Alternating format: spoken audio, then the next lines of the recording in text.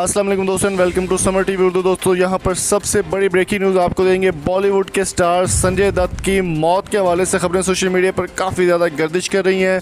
जैसा कि आपको मालूम है कि पाकिस्तान में भी इनकी काफ़ी ज़्यादा फ़ैन फॉलोइंग है और बॉलीवुड के superstar the legend Sanjay Dutt, जिन्होंने तकरीबन 600 से ज़्यादा फिल्मों में काम किया है और सुपर डुपर हिट फिल्में दी हैं बॉलीवुड को, और बल्कि पूरी दुनिया में उनके ज़्यादा फ़ैन हैं और उनको संजू बाबा और संजय दत्त के नाम से भी जाना जाता है। संजय दत्त की माँ नरगिस जो मुसलमान थी, उनका ये कहना था कि वो अल्लाह पर भी यकीन रखते हैं और भगवान पर भी यकीन रखते हैं।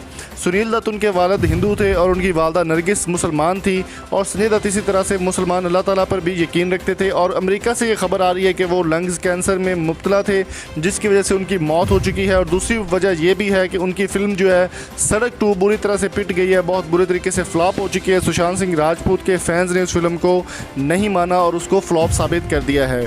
दोस्तों, आपकी इस बारे में क्या राय है? संजय दत्त की मौत हुई है या नहीं हुई? अभी इस बारे में कुछ भी कंफर्म नहीं कहा जा सकता।